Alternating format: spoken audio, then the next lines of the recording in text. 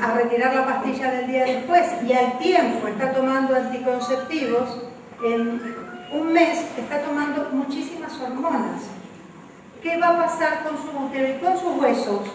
Con sus huesos, porque la ingesta de hormonas ocasiona, indiscriminada, por supuesto, y sin control, ocasiona, entre otras cosas, osteoporosis a los 30 años. Hay chicas con caderas quebradas a los 30 años. Entonces, más el tema de todos los meses una bomba hormonal, verdaderamente, ¿qué pasará con el útero de esas chicas? Hay investigaciones serias sobre qué ha sucedido con el uso y abuso de la pastilla del día después, más anticonceptivos en 5 años en una chiquita, porque son chiquitas. Luego existen otras disposiciones ambivalentes. Si una chiquita de 14 años, y digo chiquita expresamente, porque me posiciono en psicología evolutiva y les puedo describir qué sucede con una criatura de 14 años en plena pubertad, donde la inmadurez es total. La inmadurez a nivel neurofisiológico y psíquica todavía está en pleno desarrollo, en pleno auge de desarrollo. Entonces hay otras disposiciones. Si una chica de 14 años queda embarazada, ¿qué sucede? ¿Cómo se considerará ese embarazo? Violación. ¿Sí? ¿Lo saben? Se presume violación. ¿Por qué se presume violación? Porque es menor, me dicen por acá, porque todavía no tiene conciencia de lo que está haciendo y cómo podría consentir relaciones sexuales y cómo podría consentir autoadministrarse toda esa anticoncepción. O sea, pongámonos de acuerdo. ¿Son grandes o son chicos? En definitiva, la posición que se toma es como la de una madre cualquiera que está aprendiendo, como diría Mafalda, esta mujer y yo nos recibimos el mismo día, y que le dice a su chiquita de 14 años: sos chica para eso, sos grande para eso, sos chica, sos grande. O sea, mamá, ponete de acuerdo, ¿soy chica o soy grande? Son chicos. Entonces, el Programa Nacional de Educación Sexual deviene de la Ley de Salud Reproductiva. Por un punto más importante, ¿es para reproducirse la Ley de Educación, la Ley de Salud Reproductiva? No, porque es una ley de reparto de anticonceptivos. Entonces, ayudemos a nuestros alumnos a pensar y pensemos nosotros mismos en el lenguaje. Si aumenta 500 pesos el gas, cuando yo era chica eso se llamaba un tarifazo y no tenía otro nombre. No tenía otro nombre, no tenía un nombre precioso que suene a mis oídos como violines. Cuando las cosas suenan a mis oídos como violines, yo tengo que por lo menos repensar la intencionalidad y repensar sus efectos con realismo. Entonces, Ley de Salud Reproductiva, repensemos, reflexionemos nosotros, no nos engañemos, no es ni de salud ni es para reproducirse. En tal caso es una ley para el control de la población y nada más. Y si la llamasen así, yo lo entendería mejor y la población que tiene menos conocimiento también la entendería mejor. Entonces, el Programa Nacional de Educación Sexual deviene de un paquete de leyes que son primas hermanas: matrimonio igualitario, ley de salud reproductiva, la reforma del código. O sea, es un pack de leyes que están todas emparentadas y que tienen un mismo espíritu. La perspectiva de género, por eso es que vamos a ver la perspectiva de género. Entonces, si bien la ley está muy bien escrita y muy bien diseñada en cuanto a que la sexualidad es educación integral, a la hora de su implementación hay 4 puntos neurálgicos que se traducen en las prácticas. 4 puntos neurálgicos que se traducen en las prácticas. Uno es justamente la anticoncepción para el control del crecimiento de la población por cuestiones internacionales. Preocupa mucho a Naciones Unidas el crecimiento de la población de los países pobres. Entonces, uno de los puntos es ese. El otro de los puntos es evitar las enfermedades de transmisión sexual. El tema es que como la aplicación de anticoncepción es tan ambivalente y da a intuir que los chicos, de la manera libre que quieran, pueden hacer uso y abuso de lo tan llamado sexo seguro, que es lo más inseguro del mundo. Porque el mensaje que nos deja toda esta implementación de anticonceptivos y demás es: podés tener sexo cuantas veces quieras si usás todo esto. Pero ustedes me acaban de decir que va a la cabeza del uso la píldora al día después. Entonces, ¿qué sucede con las enfermedades de transmisión sexual? Se van dando cuenta que es una trampa mortal que ha llevado, o sea, no ha tenido éxito. Por eso es que necesitamos reflexionar muchísimo con nuestros jóvenes. No ha tenido éxito porque las enfermedades de transmisión sexual han aumentado a modo geométrico. ¿Por qué? Porque se los induce a los jóvenes a tener sexo y se les dice: no te va a pasar nada. Y luego la cabeza de un jovencito es omnipotente y no tiene buenos manejos del tiempo. Vieron que cuando el ya voy, ¿para cuándo es? Es eterno. Yo tengo, les agradezco mucho el wow cuando les contaron que tengo 10 hijos. Vieron que yo estoy bien en el eje justo. A mí no me importa nada lo que estudié, porque la verdad que lo que estudié lo hice por simple vocación y gusto. Y además, cuando yo paso a descansar, estudio. Pero verdaderamente mi laboratorio propio, mis hijos, lo he conseguido a gran precio humano. Y es lo que más orgullo me da de mi vida, ¿no? Mis 10 hijos. Así que mi laboratorio propio me cuenta muchas cosas de lo que sucede en la calle y demás. Entonces yo les pregunto, son mi fuente de información constante. Y además es muy bueno porque a veces nos reunimos en reuniones de trabajo y yo les digo: cuéntenme qué hacen los otros. Entonces ellos, muy sueltos de cuerpo, piensan que me están dando información científica y yo me entero en qué está cada uno y puedo hablar del tema y les puedo seguir dando educación preventiva, educación para el amor, que es lo que más nos interesa, que allí es donde vamos, ¿no? Entonces, al decirle a los jóvenes del sexo seguro y decirle hacer lo que quiera, les ha dado una idea de que todo lo pueden hacer, y en esto de que todo lo pueden hacer, verdaderamente ellos son omnipotentes, no manejan el tiempo. Yo tengo hijos muy buenos, entre esos 10, los más encantadores, que cuando les digo: Anto, ¿podés sacar la basura? Sí, mami, ya voy. Para el ya voy no existir nunca. Y a veces me presento y dice: ah, era para hoy, con una dulzura increíble. El adolescente es así: ya voy. Pero cuando quiere cosas, como es impulsiva, quiere para allá. Quiere resultados inmediatos. Por eso es que la promoción, la propaganda los acompaña. La propaganda está dirigida a los adolescentes.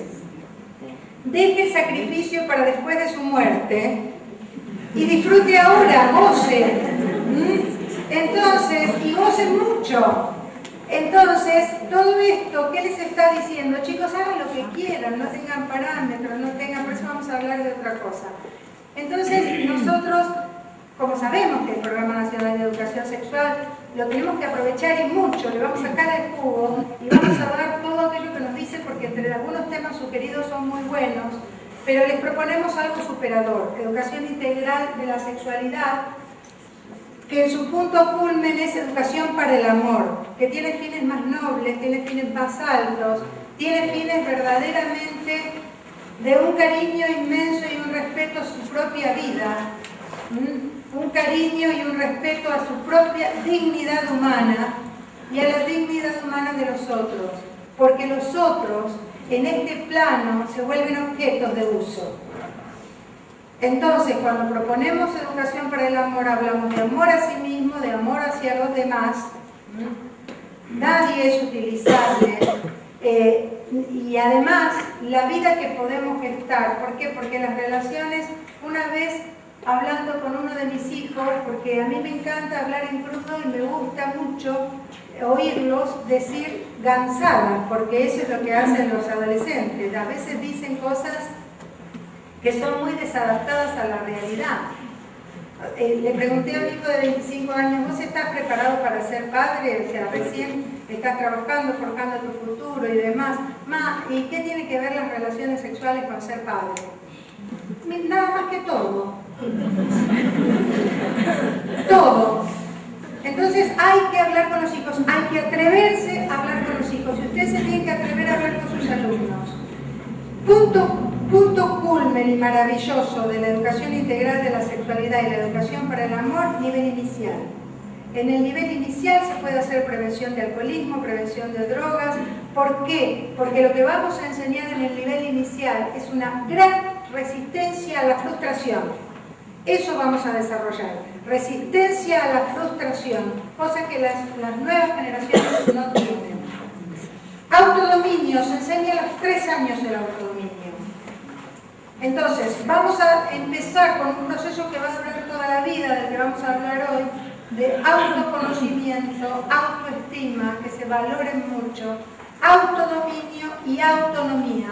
Estos 4 autos son los que les va a servir para vivir una sexualidad equilibrada cuando sean adolescentes. Que se conozcan y mucho, que se sepan, si son impulsivos, que se sepan dominar, que se sepan controlar.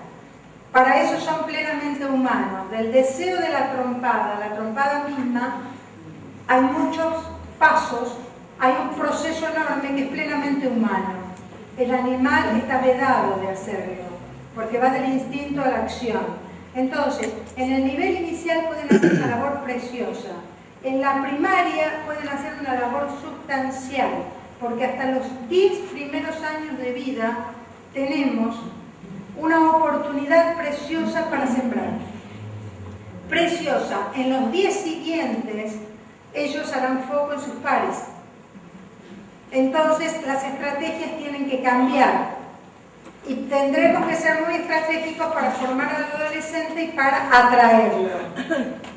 Tenemos que generar un gran atractivo en el adolescente, convencerlo, traerlo hacia el lugar de la verdad y del bien. Y eso es hacer educación para el amor. Entonces, la propuesta es educación para el amor, contemplando absolutamente la psicología evolutiva. Una madre de familia, un padre de familia tiene en cuenta acabadamente los pasos de la psicología del desarrollo, los pasos de la psicología evolutiva. Pero una madre de familia y un padre tiene que contestar siempre cuando se le pregunte en cuestiones de toda índole, pero más de sexualidad, para gestar confianza. Contestamos siempre para gestar confianza, pero en la escuela, en el aula, en los colegios, en cualquier institución educativa, la psicología evolutiva, la psicología del desarrollo, es de un respeto total, porque no podemos ser intrusivos a aquel niño que no despertó a ciertas inquietudes. El instinto epistemofílico, que es el deseo de aprender, aparece cuando, díganme ustedes.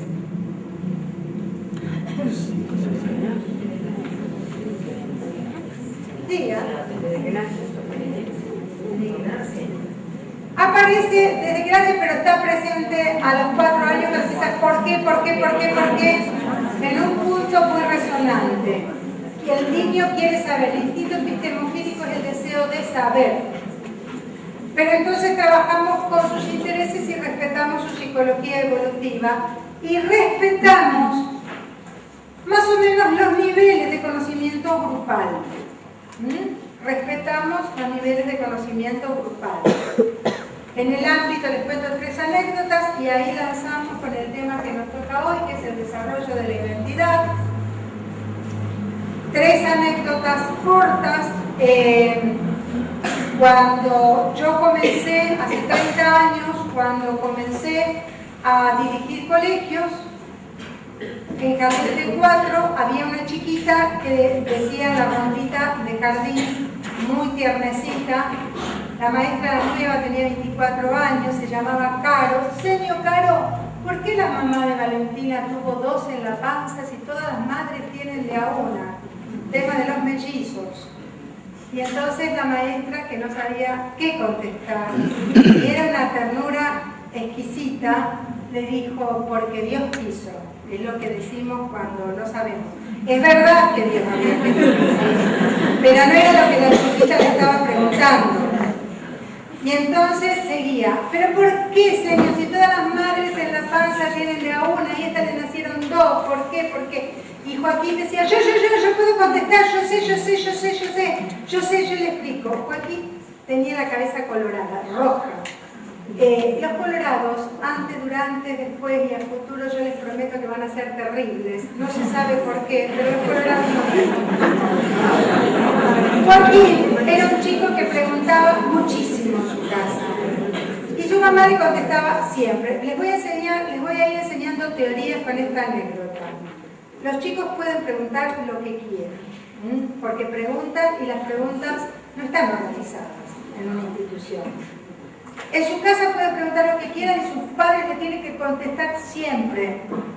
Pero ya les voy a enseñar el método, cómo contestar, cómo indagar. Pero los chicos que preguntan mucho, los padres le tienen que pedir prudencia. Porque si no se transforman en los informantes del curso. Entonces, ustedes saben de lo que a mí me encanta estar charlando con docentes de experiencia porque les veo las caritas y asienten y ustedes saben de lo que les estoy hablando. Una vez vino una en 3er grado con una encuesta y al pie de la escalera las paraba todas y le decía, vos, tus padres, ¿cuántas veces tuvieron sexo? Y entonces, no sé, bueno, a ver, ¿cuántos hermanos tenés? 2. Entonces le anotaba la planilla, 3er grado, le anotaba la planilla 3 veces. El hecho es que esta misma había venido a la mañana a mi escritorio y me había dicho con una carita tierna, increíble, Vivi, ¿vos cuántos hijos tenés? 10. O sea que yo era la más promiscua de todas. Entonces, porque en su planilla me tendría anotada con 10. Entonces, a los chicos que preguntan mucho, hay que pedir, los padres tienen que pedir prudencia. Eso se lo tienen que enseñar ustedes a los padres porque tienen que formar a los padres, O sea, cuando sus hijos les pregunten, contéstenles siempre. Primero sepan que quieren saber, pero pídanles prudencia. ¿Qué es la prudencia? Es permitir a otros padres que les expliquen a sus hijos lo que le quieran explicar. No se los expliques vos, porque a otros papás les puede doler que vos te adelantes. Y así lo tienen que entender. No vayas al jardín ni al colegio a contar todo lo que sabés, porque vos sabés mucho y esto es un secreto entre nosotros. Y vos podés preguntar siempre porque mamá te explica, pero permitile a otros que le pregunten a sus padres.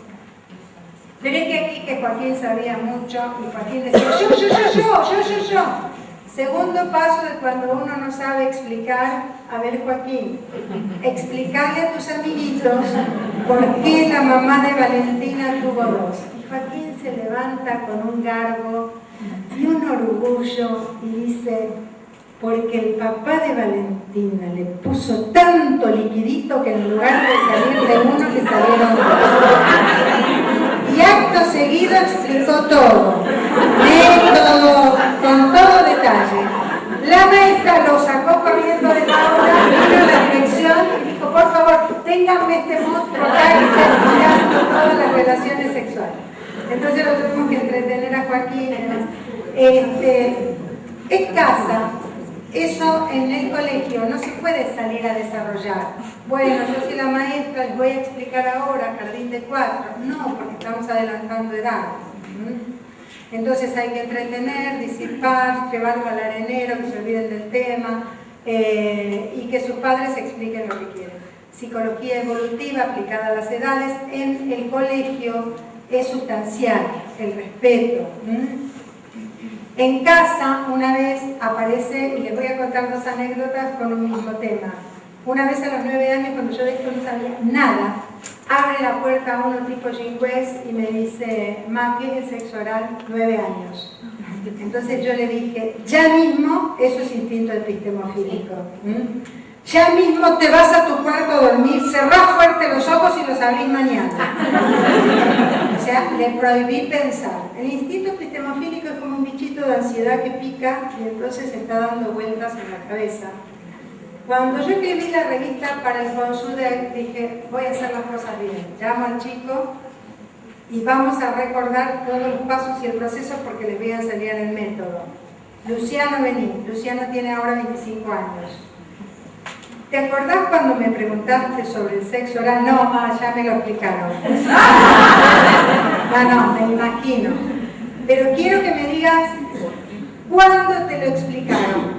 A las 12 horas. ¿Quién te lo explicó? Mis amigos del colegio. Yo el otro día fui y dije, muchachos, ¿qué es el sexo oral? Y no querrás saber lo que me contestaron. Entonces, vamos aprendiendo cosas. Cuando un padre no le explique a sus hijos, le preguntará a sus amigos y sus amigos serán brutales. Pero un padre tiene que seguir estos pasos, que yo le dije, no, Luciano, a pesar de que tengas 25 años, vamos a ensayar. Un padre tiene que seguir estos pasos. Padre piensa con la cabeza adulta, el niño piensa con la cabeza infantil. Entonces el padre tiene que decir, a ver, vení, sentate con esta tranquilidad. ¿Qué querés saber del tema? ¿Y qué sabés del tema? Contame por qué me estás preguntando eso. Entonces, diagnóstico, ¿cómo hacen ustedes, las docentes? ¿Qué sabes del tema y qué querés saber de acá en adelante y de dónde sacaste esa pregunta? Y entonces se sentó entusiasmada y me dice, fíjense qué tierno lo que me comenta.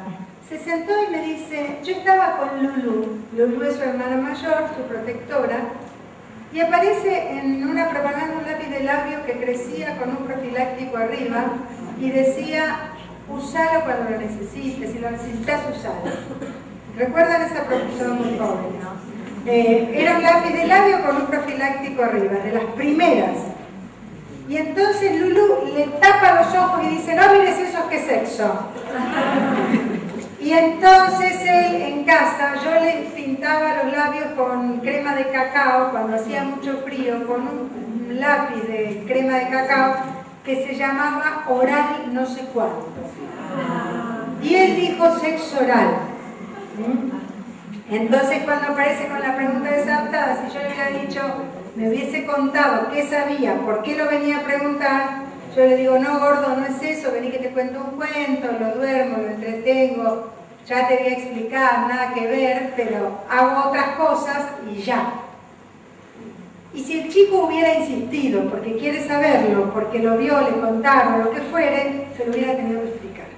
Con mucha delicadeza, con sinceridad, con cariño, sin que se impacte, y muy adaptado a la realidad. O sea, pero sin que se impacte, con mucha delicadeza, muchísima delicadeza. Ustedes querrán saber cuál es la delicadeza en eso, porque con esa cara me están mirando. Me están mirando con cara de decir, ¿qué le puedo decir sobre el tema? Es besar los genitales de otra persona. Generalmente el chico, pero nada más, porque uno no tiene que ser brutal. O sea, tiene que ser sincero, porque ahora van a ver un chiste en donde los padres no son sinceros y el chico dice, pobre mi mamá. Pobre mi mamá, no sabe nada de esto, voy a averiguar bien y se lo voy a explicar. Si uno no es sincero, el chico lo averigua en otro lado. Entonces, hay que tratar de ser corto, como los hombres quieren, los maridos quieren que le hablen sus esposas.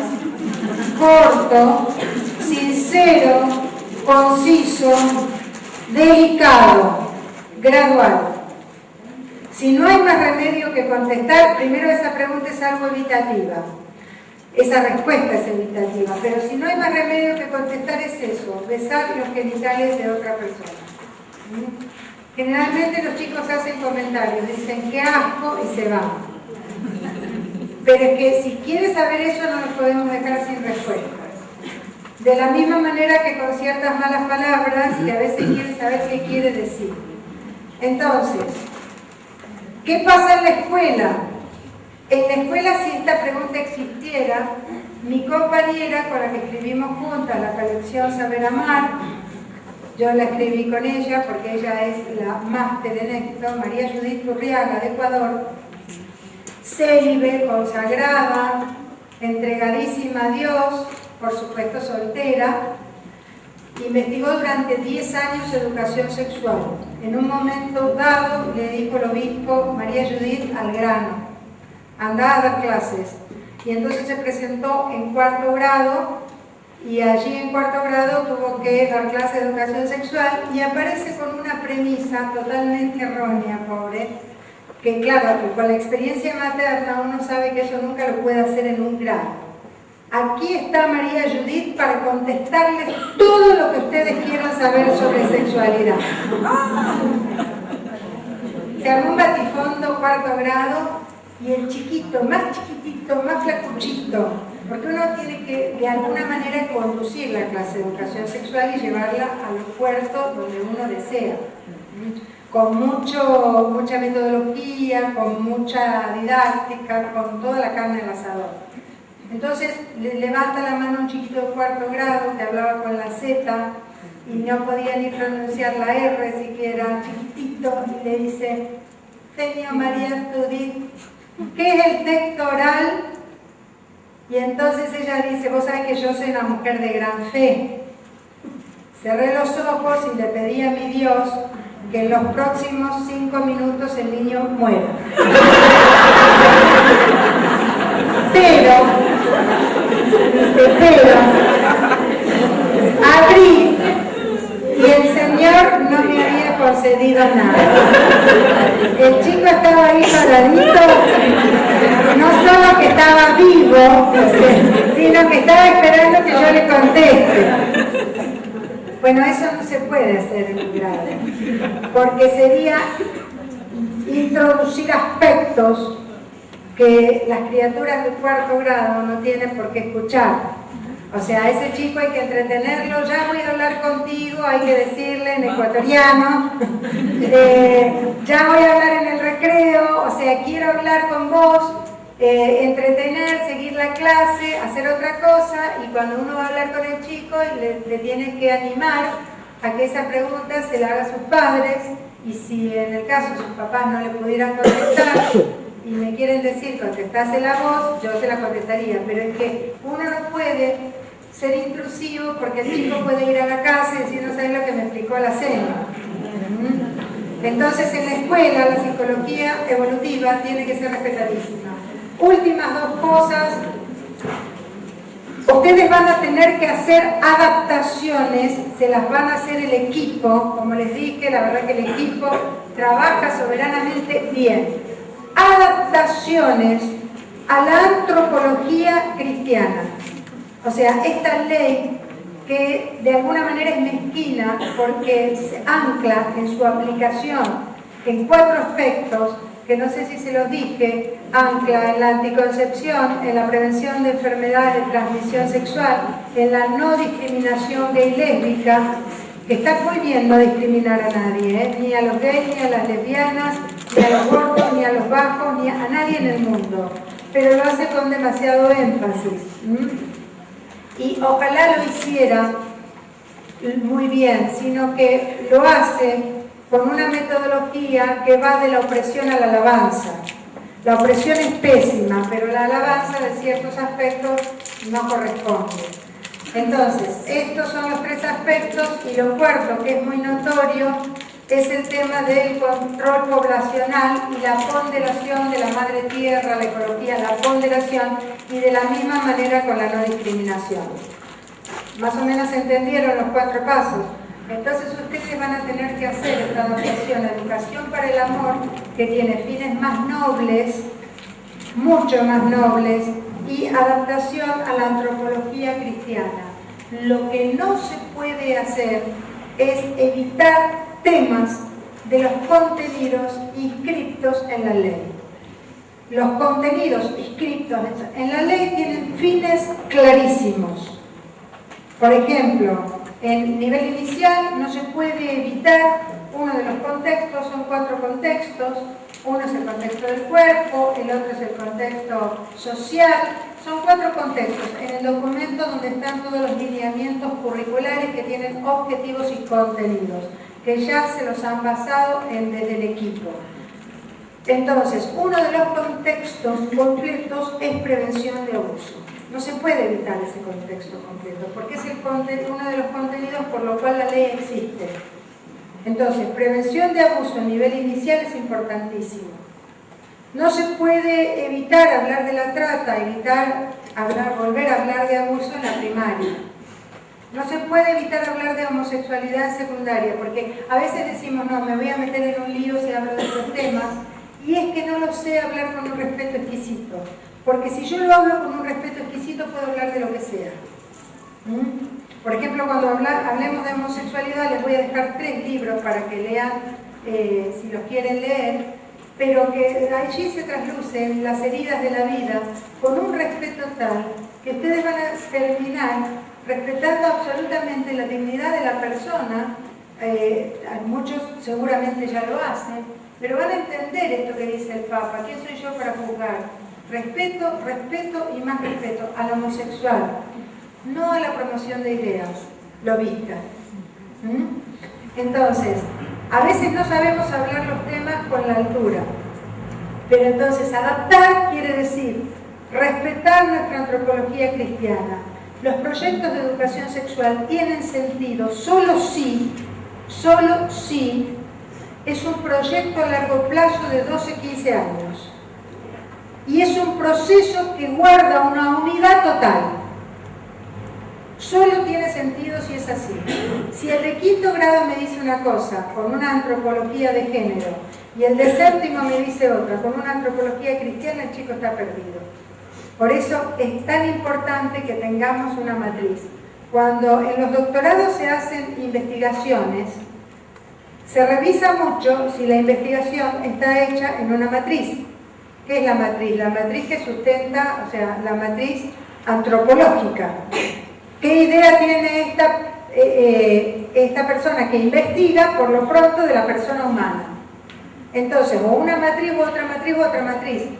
Y cuando hablamos de la persona humana, tenemos una idea, en los colegios cristianos tenemos una idea muy clara de la persona humana, que es una realidad biopsicoespiritual que se considera persona desde el día de su concepción hasta su muerte natural. Y su alma es eterna. Y entonces tenemos una concepción clarísima. Y que la parte de la naturaleza, y vamos a insistir en eso, viene dada y se perfecciona. No somos seres neutros construidos. Mis ojos marrones no son celestes, yo no los puedo construir celestes, no puedo impostar celestes. Ojalá hubiera nacido flaquísima, con tendencia a ser flaquísima, con ojos celestes y rubia y pero la verdad que no lo soy.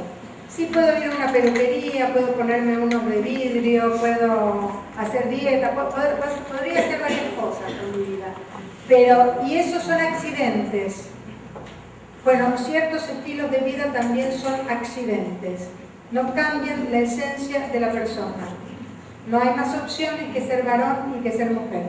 Entonces, otra de las cosas importantes, las 2 últimas que les digo, este proyecto comprende a los padres. Por lo tanto, desde partir hay que hacer reuniones de padres y contarles lo que vamos a hacer con respecto a sus hijos.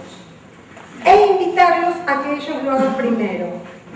Nosotros lo que hemos hecho en todas partes y por consejo del CONSUDEC, elegimos siempre un tema. Les contamos que vamos a dar educación integral de la sexualidad. Y elegimos un tema. Les contamos cuáles son los lineamientos, la planificación, qué es lo que vamos a hacer. Y no les preguntamos si podemos dar educación sexual porque les contamos también que es una ley, que estamos cumpliendo y llevando adelante la ley.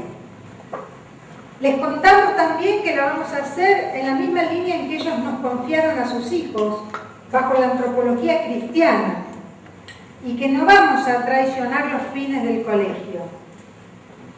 Entonces, vamos a trabajar en esa dirección.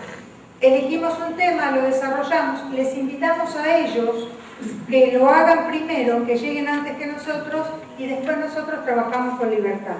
Como nunca en una reunión se pueden contestar todas las preguntas, el CONSUDEC nos animó mucho a escribir esta revista que siempre las tenemos a disposición en las reuniones de padres. Entonces les decimos, esta revista es una especie de todo lo que a usted le pueden preguntar sobre sexualidad y no sabe contestar.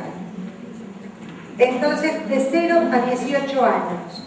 Entonces, eso hacemos con las reuniones de padres. Y las metodologías ya la van a ver a lo largo de lo que vayamos dando. Lo que vamos a ver ahora es cómo se desarrolla la identidad. Cuando a ustedes les dicen identidad, ¿a qué les hace alusión o qué conocimientos tienen sobre identidad? Sí, el yo. Lo que nos identifica, perfecto. ¿Qué más? ¿Quién soy? Perfecto. Yo tendría que poder responder a la pregunta ¿quién soy? ¿Qué más? ¿Qué soy? ¿Cómo? ¿Qué soy? ¿Varón o mujer? ¿Qué soy? ¿Qué más dijeron? Varón o mujer. Varón, mujer, perfecto. Identidad sexual. ¿Soy varón o soy mujer? ¿Qué más? Un todo integrado, perfecto. Cuando a mí me preguntan quién soy, yo puedo hacer alusión a mi nombre, que existirán muchas Lilianas, pero mi nombre es muy mío. Podría hablar de mi historia, de mis raíces, soy hija de Teresa y de Víctor, cómo era mi familia, en qué contexto me crié, cuántos hermanos tengo, lo que hace a mi historia y a mi biografía completa, ¿no? Y me puedo describir. Y también habla de lo que yo conozco de mí, la conciencia que yo tengo de mí misma, conciencia que nos lleva toda la vida. Entonces, el decir quién soy merece una cierta reflexión. Y cuando yo hago una conciencia de mí mismo, repaso mi historia, y si yo me llevo muy bien con mi historia, me puedo tomar del brazo con ella,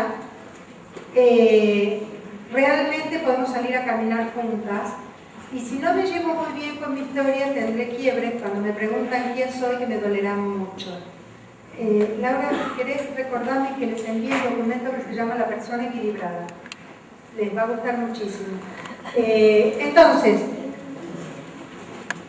porque cuando hablo de identidad, habrá cosas de educación integral de la sexualidad que van a servir para nuestros alumnos, pero también les van a servir mucho para la vida personal. Hay lecturas que yo las animo enormemente, como esta de identidad. La lectura de identidad que les dejo, que es de Quirino Polaino, un psiquiatra español, y la lectura de la persona equilibrada, que es de otro psiquiatra español, Enrique Rojas, son lecturas que les van a venir muy bien en cuanto al desarrollo de la identidad en la familia y en cuanto al desarrollo de la revisión de qué tan equilibrado soy. Entonces, cuando hablamos de identidad sabemos que la persona es única e irrepetible. Lo que hace a su identidad, hace a su originalidad. Yo soy esta y no otra. Y también parte del equilibrio es, no quiero ser otro.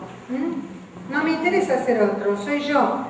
A los que sacan fotos pueden sacar todas las fotos que quieran, pero yo todos se los voy a dejar al equipo y se los van a pasar, O sea, tengan esa serenidad que van a tener el material. Es un conjunto, pero si quieren sacar las fotos, mientras me saquen flaca, saquen. Si quieren seguirme como a ustedes les convenga, aprovechar más la clase. Es un conjunto de características que hacen percibir a la persona por lo que es, única.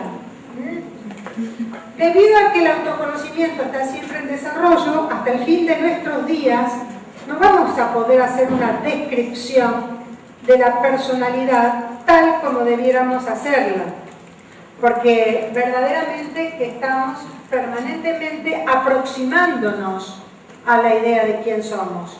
Nos aproximamos. Un adolescente, cuando se describe, ustedes dicen, ¿a quién estará describiendo esta criatura? Por Dios, lo más lejos que pueda existir de una descripción de sí mismo. Pues el adolescente tiene una gran confusión con su identidad hasta que llega más o menos a la etapa de la adolescencia media.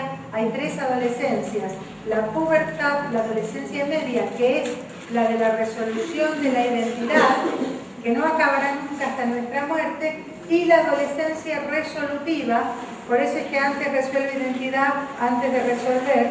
La adolescencia resolutiva, que es hacia el 5º año, cuando tiene que resolver vocación. Entonces, hacemos una aproximación. Y tal como me decían ustedes, les repito para que fijemos juntos, para que estudiemos en esta mañana, la identidad tiene que ver con el nombre, el apellido, la sexualidad, la historia personal, los orígenes, la profesión, el trabajo.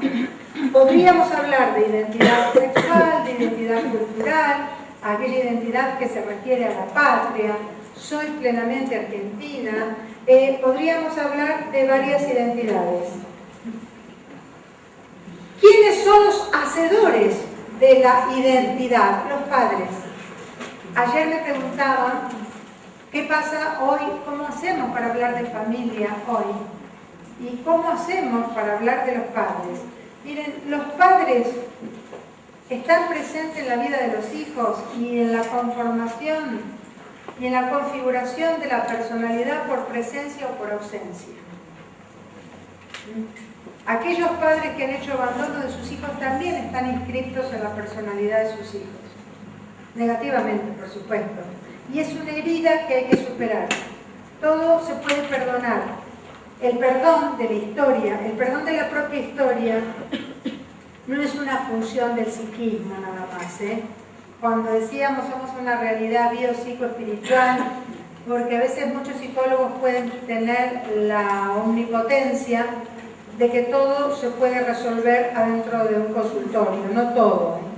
El perdón de la propia historia se logra más y mejor por la vía espiritual que por la vía psíquica. Ir del resentimiento al perdón no es cosa fácil. Y si no ponemos el alma en juego e ir del resentimiento al perdón con la propia vida, verdaderamente si no tenemos el apoyo de la gracia y estamos muy cerquita ahí del sagrario fraguándonos, difícil de conseguir. Entonces, los padres dejan una impronta indeleble, sellan carácter en la vida de los hijos por presencia o por ausencia. Todo lo que lo hayan hecho los padres queda grabado en la vida de los hijos. Cuando yo les cuento estas cosas, tengo como muy presente también las historias de consultorio y las historias de vida. Hace poquito, una señora lesbiana me contó el drama. Tiene un hijito de 5 años que ha concebido por fecundación in vitro y de un donante de semen o compró semen, no sé cómo es la situación, pero el donante de semen, parte de la ambivalencia de nuestro país, el donante de semen no tiene la identidad revelada. A ella no le importó saberlo, nadie se lo dijo, o sea, nada. Entonces, ella le dijo a su hijo, mientras fue creciendo, vos no tenés papá. Simplemente yo fui a un médico que me puso como una inyección y entonces solo tenés mamá. Cosa que yo con mucha dulzura, porque a las personas hay que tratarla con dulzura y con misericordia, como nos trata Dios. La verdad que yo pienso con mucha gratitud que Dios no es justo, es misericordioso. Si fuera justo estamos todos fritos. Entonces, con mucha misericordia yo le fui diciendo que eso no era verdad. Es una gran mentira.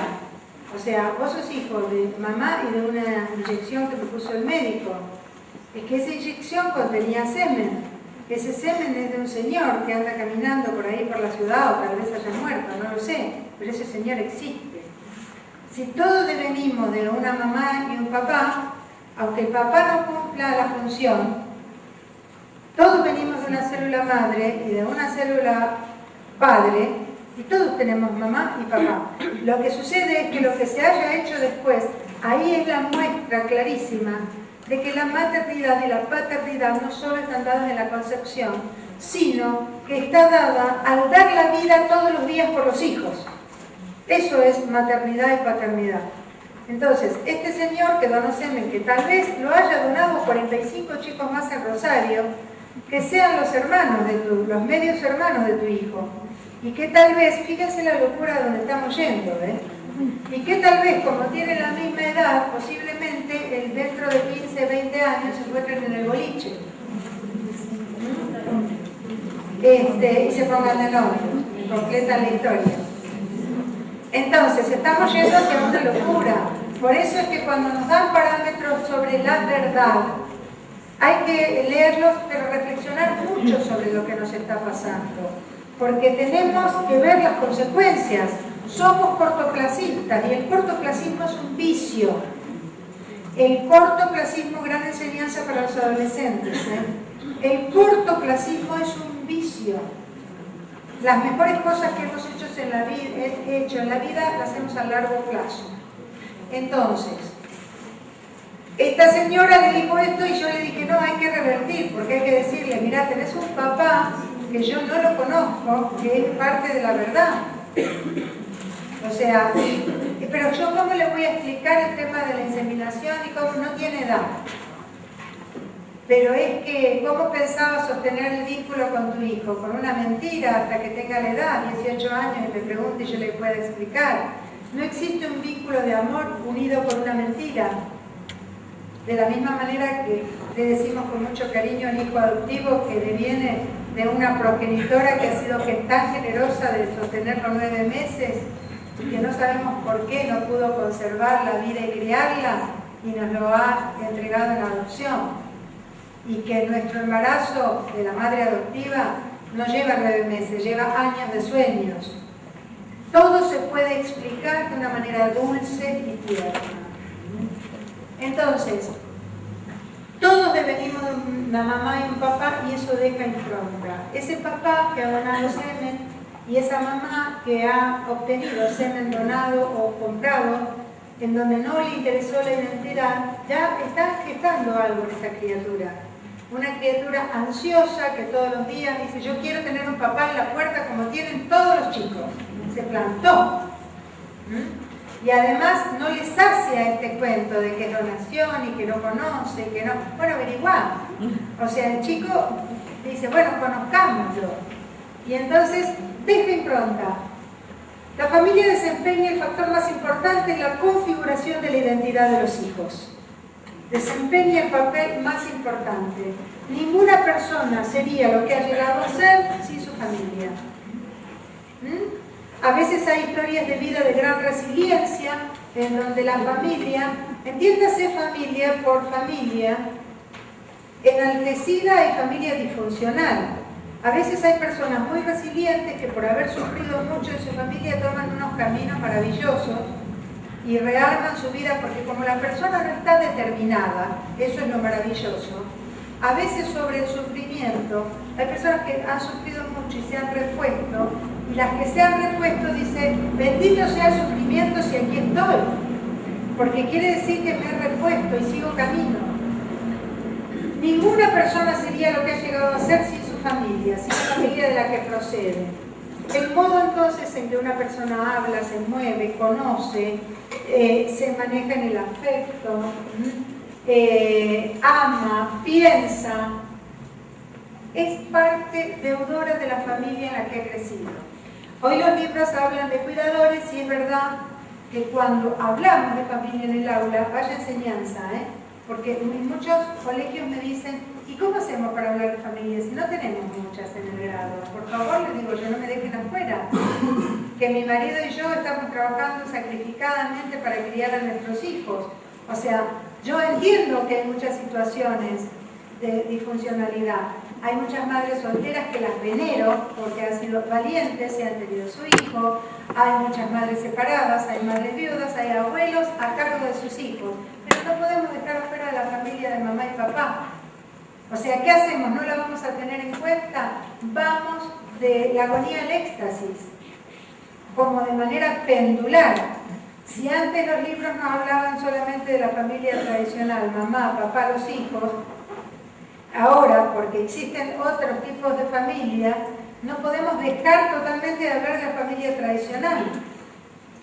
Entonces, hablemos de la familia tradicional y con mucho cariño, pero sin faltar a la realidad, los docentes incorporamos principios de realidad.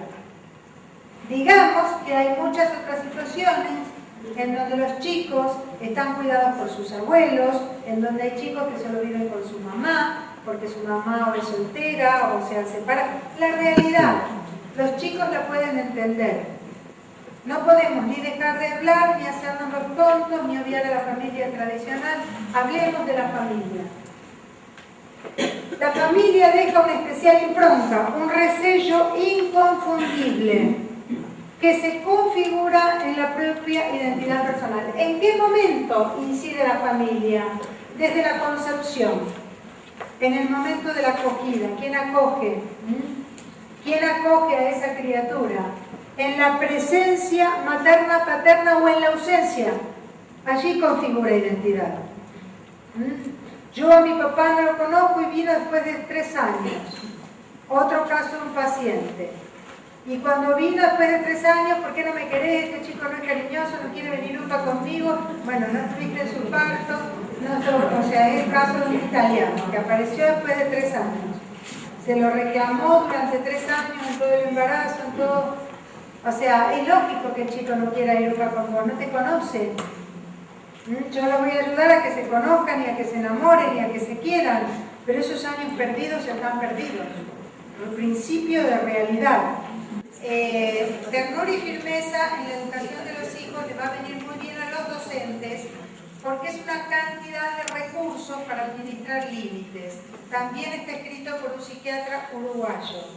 Este psiquiatra uruguayo dice que la no administración de límites puede generar patologías.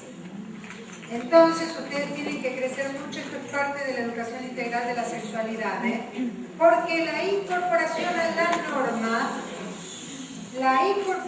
la norma gesta un autodominio que se necesita para vivir una sexualidad equilibrada.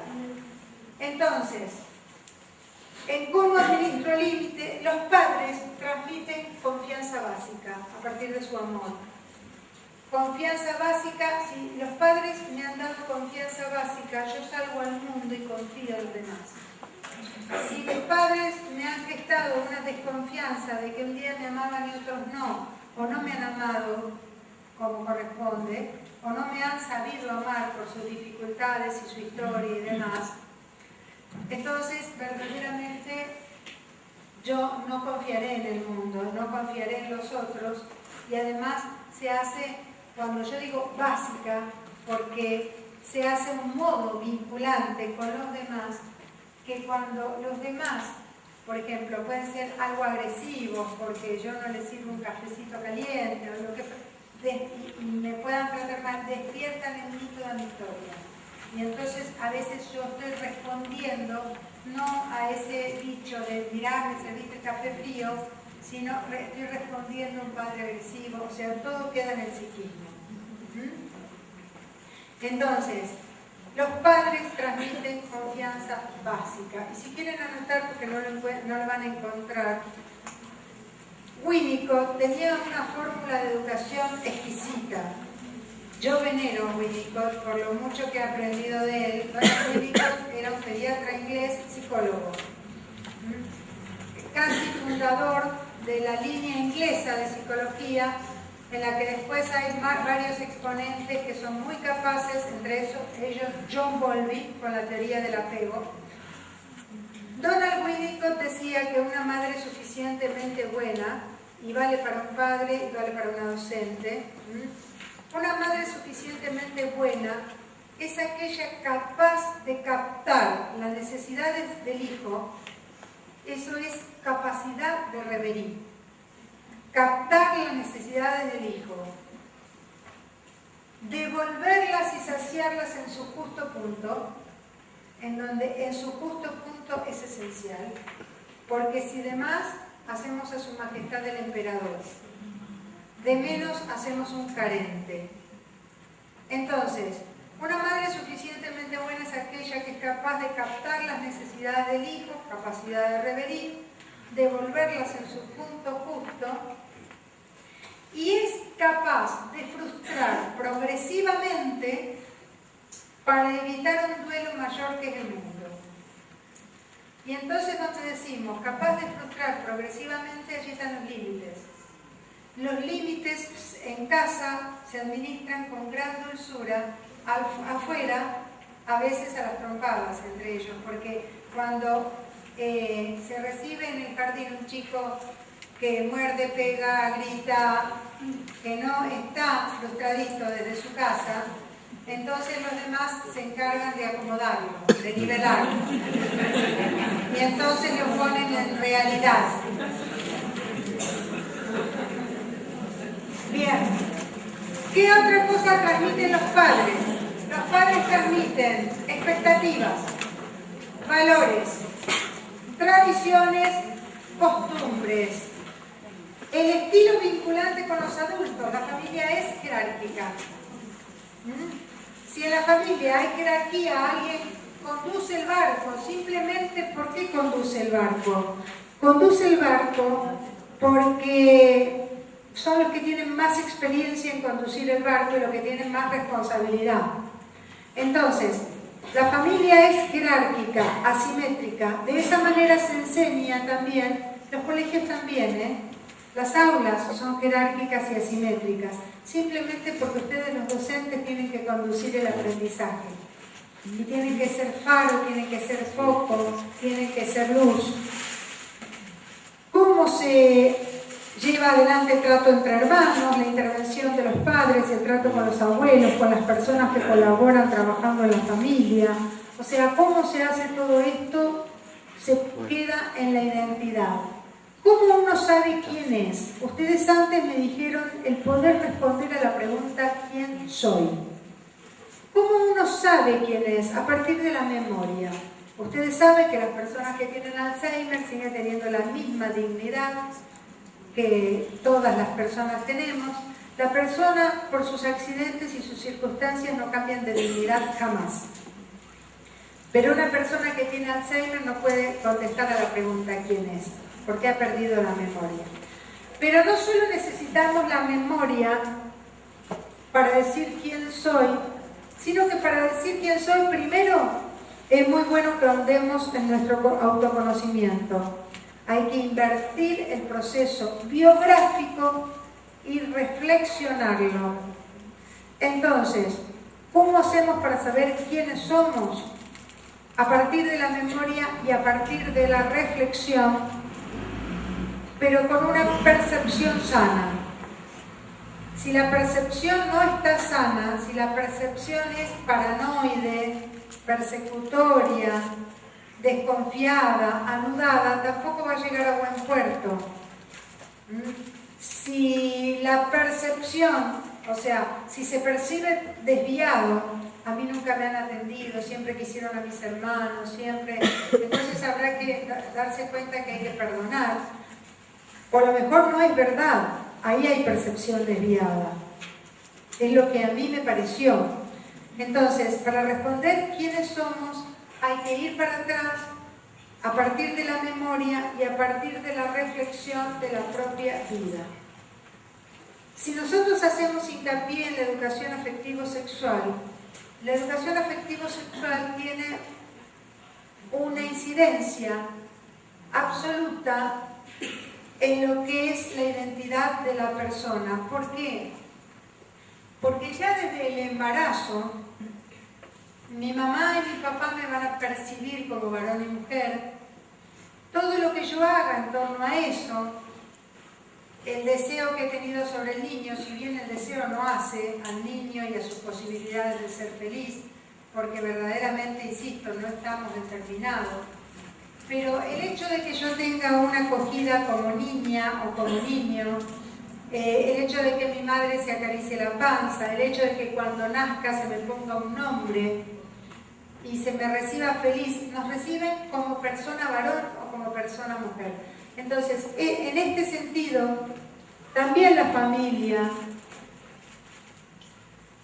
es un ámbito especial, es un útero para el psiquismo, decía Aurora Pérez. Aurora Pérez, que era una psicóloga argentina que ya falleció, decía: el niño es arrojado de un útero a otro útero, que es la familia que formará su psiquismo. En los 5 primeros años de vida, la familia forma el psiquismo. Entonces, la identidad afectivo-sexual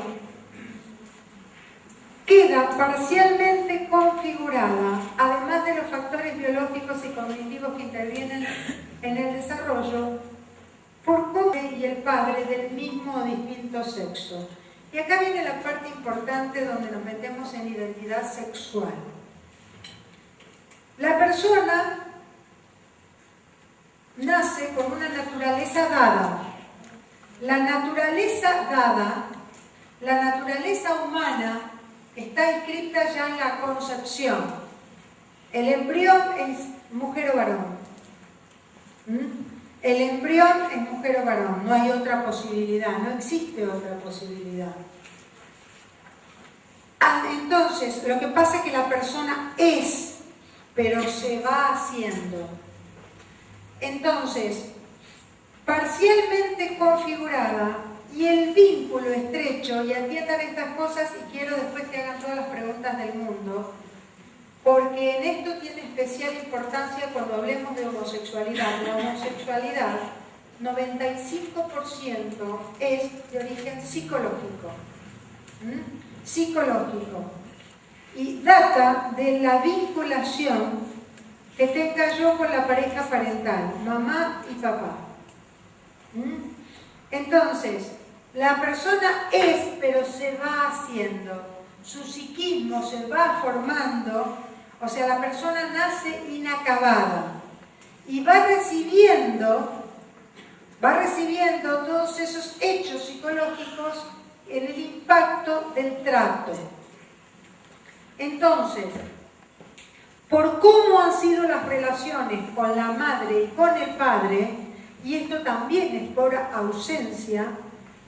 Hace un tiempito me consultaron por un chico de 11 años que tenía un vocabulario muy femenino. Decía: este señor es amoroso, esto es encantador, esto... Y la madre estaba espantada porque ya empezaba a recibir muchas burlas de sus compañeros. Y entonces lo primero que pregunto es: ¿con quién vive el chico? Y vive conmigo, con mi mamá, la abuela, con mi hermana, que es soltera, y tiene 2 hijos, 2 primas, solteras. O sea, el chico vivía con 7 mujeres en la casa. Claro, no tenían ningún signo ni tendencia afeminado. Esto es otra cosa importante, tendencia afeminada, porque no pueden hablar de homosexualidad ni en la primaria, ni en el nivel inicial, ni siquiera en la secundaria, les diría. ¿Por qué? Porque hay tendencias marcadas. Ya después los voy a espantar más cuando les diga que una persona heterosexual puede tener conductas homosexuales y ser heterosexual, y que una persona con tendencia homosexual, o sea que tiene una gran atracción al mismo sexo, puede no tener jamás conductas homosexuales. Entonces, la ausencia de padre en ese chico también está caracterizando su sexualidad, o la está predisponiendo. Esto es otro elemento esencial: predisposición y jamás determinación, aun cuando alguien haya tenido experiencia homosexual. Hay una página preciosa que también les dejo como recomendación, que la van a poder visitar, que se llama Es posible la esperanza, donde hay notas de los mejores psiquiatras del mundo y de los mejores expertos del mundo. Por observación del modo en que se relacionan afectivamente el padre y la madre. Miren, acá tienen otra cosa importante. Cuando la criatura va creciendo en los 5 primeros años de vida, está impactado viendo, primero, está plenamente enamorado de mamá de chiquito, pero está impactado. Cuando hay enamoramiento, el psiquismo se debilita. Es así que nos hemos clavado con cada sapo que nos hemos casado. porque el psiquismo debilitado no ve bien, no tiene realismo, entonces estábamos así, como mirando la luna, ¿no? Entonces, psiquismo debilitado y el niño está enamoradísimo de su madre. Entonces, a medida que va creciendo, va viendo el trato entre papá y mamá. Si papá maltrata cruelmente a mamá de la que él está enamorado, el chico no va a... porque el chico termina en ese triángulo edípico diciendo, yo estoy enamoradísimo de mamá, pero a los 5 años se da cuenta que no se puede casar con mamá, que mamá no es su novia, es su amada, y que el capo acá es papá, que la conquistó a mamá, y entonces mejor me quiero parecer a papá. Pero eso es un proceso de identificación muy sano. Yo tengo que tener en vista un papá muy masculino que es capaz de haberse enamorado de mamá y que la sigue amando. Lo más sano que me puede pasar en la vida. Pero si papá es maltratador, violento, o sea, ¿qué digo? ¿Este era el capo que enamoró a mamá? Entonces, ¿qué posibilidades tengo? Hacer repeticiones, como muchas veces hemos hecho en la vida, replicamos. Buscarme a una mujer para maltratar, o identificarme con el agresor, o decir, yo no quiero ser el hombre. Me identifico con mamá, que la quiero proteger, es un tesoro, es un amor. Me identifico con mamá. Yo rechazo esta figura masculina. No me gusta esta figura masculina, me oprime, me da miedo. Entonces, los procesos de crecimiento antes de los 5 años predisponen la masculinidad o la feminidad. Vayan acumulando preguntas, después pregunten todo lo que quieran sobre esto, ¿eh? Entonces, en el modo en que se trata papá y mamá, en la educación sexual que voy recibiendo, en las numerosas experiencias biográficas, tanto las espontáneas como las buscadas o las programadas, a las que el niño haya sido expuesto. Todos los factores, y esto es para recordarlo férreamente, todos los factores mencionados son factores de predisposición, nunca de determinación.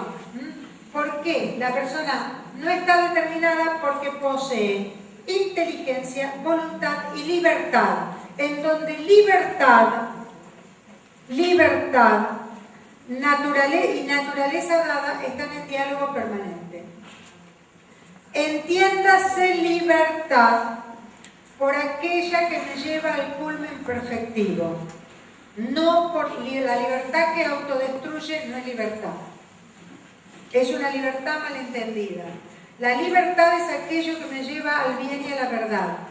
Si es destructiva, por ejemplo, en el adicto no hay libertad. Hay dependencia. En esto hay que saber distinguir las palabras. No es la libertad. En el promiscuo tampoco hay libertad, hay dependencia. Dependencia. Entonces, la libertad tiene que conocer y acceder a la verdad y tiene que tender al bien. Eso es libertad. Todo aquello que me perfecciona y que puedo elegir libremente es libertad. Entonces, algunas cosas para repasar: la persona es, pero no está hecha. Lo que resiste a diversos cambios biográficos es aquello que permanece, que constituye la identidad personal. Por ejemplo, ciertos rasgos del modo de ser y que ante los embates de la vida siguen siendo los mismos, hacen a la identidad de una persona. Por ejemplo, si yo soy una loca exaltada y vengo a la sala de profesores, hay muchas locas exaltadas en la sala de profesores, hay de todo. Vieron que las salas de profesores son como un pequeño circo, porque hay de todo. Es muy divertido. Miren, si yo he querido hacer psicología, yo una vez dije, me voy a sentar una mañana entera en la sala de profesores. tomando apuntes, porque ahí vienen todos los personajes de la vida.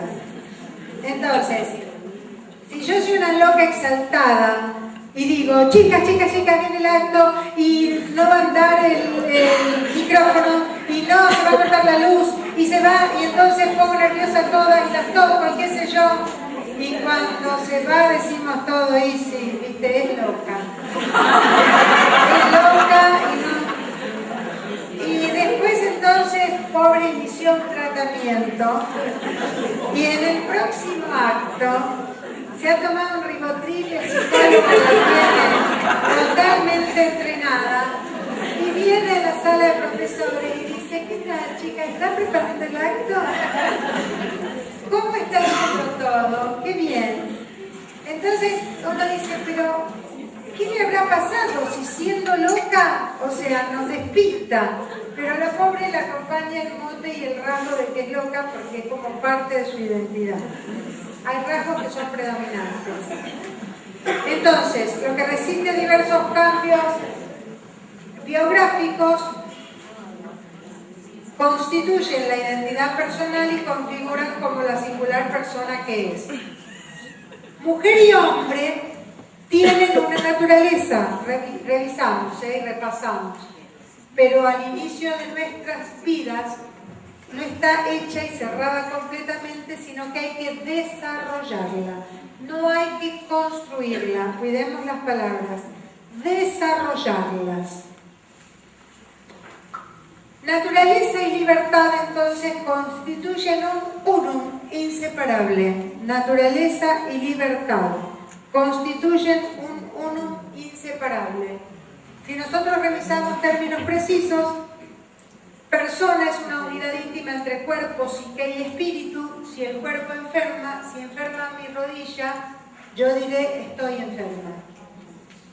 Si me duele la cabeza o estoy muy mal del aparato digestivo, no digo mi aparato digestivo está enfermo, sino estoy enferma. Lo mismo sucede para los aspectos que componen la sexualidad humana, el sexo. No digo mis genitales son femeninos, soy una mujer. O sea, lo que son mis características esenciales hacen a mi mismo ser. Hacen a mi mismo ser. Entonces, el sexo biológico, la identidad sexual, la orientación sexual y la conducta sexual, que son cosas diferentes, exigen un desarrollo armónico entre sí. A más armonía y equilibrio, más desarrollo directo perfectivo. Si yo niego una de las partes, tengo que gestar una pelea interior muy grande conmigo misma que me va a llevar a un conflicto psíquico, seguramente. ¿Hasta acá, pregunta? ¿Vamos entendiendo? ¿Sí? Cuando nosotros hablamos de sexo, lo primero que podemos decir es, yo como persona poseo un sexo biológico, sexo genético o cromosómico, que está presente en el momento de la unión del espermatozoide con el óvulo, en el embrión. Yo ya soy una mujer, porque el ADN tiene información femenina, XX. Si yo fuera XY, soy un varón. Eso va a emitir una formación de hormonas, testosterona futuro para el hombre, progesterona y estrógeno para las mujeres. No obstante, ya hay movimientos muy interesantes que son biológicos, pero fíjense que después acompañan toda la vida en la función psicológica del varón y la mujer. La testosterona se va a encargar de cubrir y proteger ese embrión, la testosterona, la hormona masculina. O sea que ya el varón protege, es sostén. Es sostén. La mujer, Natalia López Moratalla, que es de la Universidad de Navarra, ha hecho muchos estudios sobre la mujer que son interesantísimos. Y fíjense desde dónde data. Son estudios muy locos que ella lo justifica en una investigación que ha hecho durante 5 años, es una tesis doctoral, que dice que la mujer, cuando está sometida a un embarazo, emite muchas hormonas y cambia su composición de neurotransmisores a nivel sistema nervioso central, y la mujer se estupidiza. Y entonces entra como una etapa de ensoñación y se toca la panza, aun cuando no tiene nada, pero se toca. Como instantáneamente, permanentemente cuida al bebé, lo protege. Y además, cuando el bebé nace, la libido, que es la energía sexual, la atracción sexual, se muere totalmente y el tipo queda satelital por ahí. Y la madre se enamora perdidamente del bebé. Y entonces los dos se miran a la cara, pero perdidamente enamorados. Entonces eso ocurre, dice Natalia López Moratalla, porque empiezan a incidir una serie de neurotransmisores que son antiestresores ya en el embarazo, que hacen foco en el bebé, o sea, empieza un estado de obnubilación que otra vez nos enamora del bebé, nos tiene pendientes, y luego esas hormonas van y vienen y nos sirven para reenamorarnos y afirmar en la función nutricia esto que la madre hace, en donde no solo está presente la nutrición, sino que además el afecto. Somos la única especie que amamanta mirándonos a los ojos. Los perros y los tigres y los leones, las leonas, mientras amamantan, los leones están por allá y la leona está mirando al norte. La única especie, ¿por qué? Porque la incidencia del afecto en el ser humano es sustancial. Sustancial. Somos la única especie que hacemos el amor mirándonos a los ojos, porque la ternura en el hacer el amor es sustancial. Sustancial. Entonces, estamos acompañados por un correlato biológico en todos nuestros pasos. Y Natalia López Moratalla dice algo más interesante todavía. Como la mujer sostiene su bebé, esto no viene a la causa, pero que ella lo ha desarrollado, se va desprendiendo del bebé, del útero y demás, se van desprendiendo células embrionarias. Que no es muy loco, porque el bebé pasa por el canal de parto, y las células embrionarias quedan en el cuerpo de la madre, por eso la madre queda ligada siempre con el hijo. Entonces, o sea, supuestamente las madres tenemos en nuestro cuerpo restos de células embrionarias que han dado vuelta por nuestro cuerpo. Y entonces ella, que es sumamente creyente, termina diciendo que la Virgen tiene células embrionarias de Cristo. Pero hace un desarrollo precioso. Entonces, del sexo genético aparece el sexo gonadal, que son las hormonas. Del sexo gonadal luego aparecerá el sexo somático o fenotípico. Entonces, primero el ADN impregna todas las células de mi cuerpo. Mi pelo es femenino, mis neuronas son femeninas, mi piel es femenina, y si acá nos incendiamos y quedan nuestras cenizas, dirán, murieron 120 mujeres y 70 varones. Simplemente por nuestras cenizas. El fenotípico o el somático son los genitales y después en la adolescencia los caracteres sexuales secundarios. Entonces, hasta ahí seguimos bien. Cuando nosotros hablamos de identidad sexual, es la conciencia de la propia pertenencia a un sexo determinado, de las diferencias que tengo con el otro sexo y de los factores psicológicos y culturales de los roles que las personas del propio sexo desempeñan en la sociedad. Plena conciencia. Conciencia. No solo me conozco, como decíamos, autoconocimiento, sino que decíamos antes que cuando hablamos de identidad, yo soy Liliana, pero no soy un dato informativo. yo soy Liliana, sino que tengo reflexión y conciencia de ser Liliana. Entonces, en la identidad sexual es lo mismo, conciencia de la propia pertenencia a un sexo determinado. La orientación sexual es la preferencia sexual que se desarrolla como consecuencia del sexo biológico y de la identidad sexual. Es la suma, sexo biológico más identidad.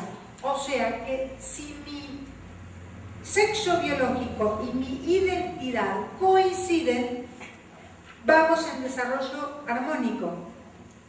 ¿Se entiende esto?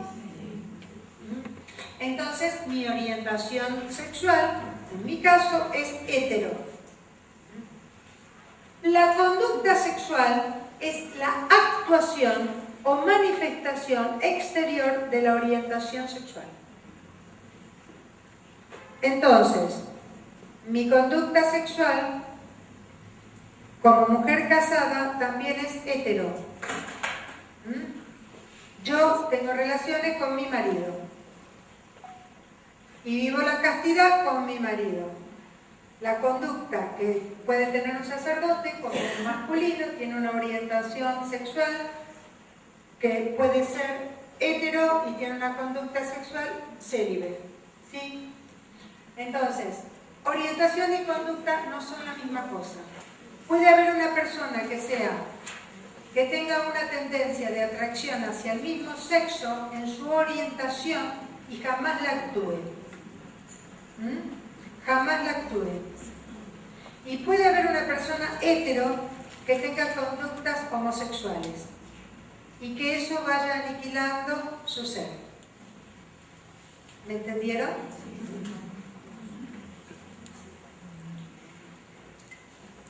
Entonces, ¿dónde se ubica la homosexualidad? La homosexualidad es la preferencia sexual predominante, persistente, por personas del mismo sexo. Preferencia sexual predominante, persistente, por personas del mismo sexo. Y hago referencia a AMS, porque en la página Es Posible la Esperanza y en varios cursos nos enseñaron a decir esto, AMS, que es atracción por el mismo sexo. ¿Por qué? Porque poner el mote de homosexual a una persona, más si no quiere la conducta, o sea, es atracción al mismo sexo, porque en definitiva no hace la esencia de su persona. No hace la esencia de su persona. La homosexualidad no está determinada por la conducta homosexual, que voy a reafirmar lo que ya les he dicho. Hay personas con tendencias homosexuales que mantienen relaciones sexuales. Del mismo modo, puede haber heterosexuales que tengan comportamientos homosexuales sin que esto modifique su preferencia sexual. Hay personas bisexuales que lo son por un tiempo, después se vuelven hetero, por experimentar. Nos está preocupando mucho las conductas de prueba de los adolescentes, que malogran su sano crecimiento. Conductas de prueba de todo tipo. El autoerotismo, el sexo virtual, las conductas homo y conductas de todo tipo. La orientación sexual no es un estado, no es una condición y no es una identidad. No es una identidad. Las preferencias sexuales, aunque no son independientes de la identidad de una persona, no constituyen su aspecto esencial, por lo tanto, no constituye la naturaleza de esa persona. O sea, si uno tuviese que decir de la identidad, esta persona es Pedro, es varón y tiene atracción hacia personas al mismo sexo, sería lo más correcto. Si ya tiene conductas homosexuales y está establecido, entonces sí podemos decir que es homosexual. La situación es muy loca. Yo realmente me voy de boca por contarles anécdotas y anécdotas que desde luego son las que más recuerdo. porque las recuerdan más que las teorías. Yo conocí a una persona que era una persona muy vulnerable en su vida, había sufrido mucho, porque allí, si alguien luego ve la página Es Posible la Esperanza, va a ver una historia de heridas del pasado, muchas heridas. Una persona muy vulnerable, que estábamos juntos en un grupo católico militante, de mucha militancia, de mucha creatividad esta persona. Un líder enorme, pero una emocionalidad muy elevada. Las personas de emocionalidad muy elevada son peligrosas, o sea, hay que bajárselas, porque son muy vulnerables. Esta persona, después de tener novia, unas novias preciosas, se pone en pareja con un varón. Y entonces vive años y se alejó de todo, o sea, se alejó de Dios, se alejó de sus amigos, se alejó, y estuvo 7 años con un varón.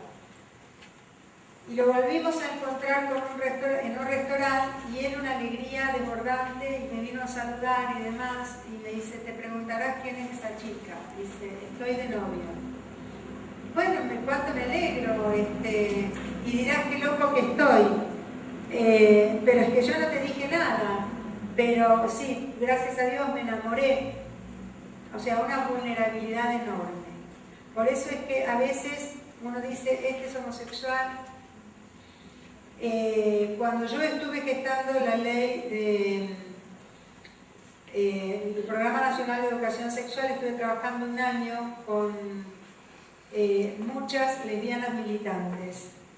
Y recuerdo a María Rashid, que fuera presidente del INADI, la recordarán, la grandotísima, porque es gigante. La recuerdo acá porque en un momento me quiso ahorcar y la recuerdo perfectamente. Me tiró contra una pared porque era bien violenta. Entonces, María Rashid dice, tenemos que conseguir más maestras jardineras, porque ella fue presidente de una organización que se llama Las Fulanas, es una organización de lobby lésbico. Tenemos que conseguir más maestras jardineras lesbianas. Claro, las lesbianas no eligen la profesión de maestra jardinera porque es una profesión muy maternal.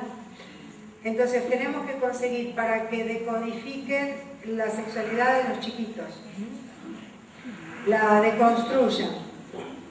Y además tenemos que conseguir más gente en las secundarias que vayan a evangelizar, decía ella, a los vulnerables, porque captamos más adeptos. Eso es lobby. Eso es lobby puro.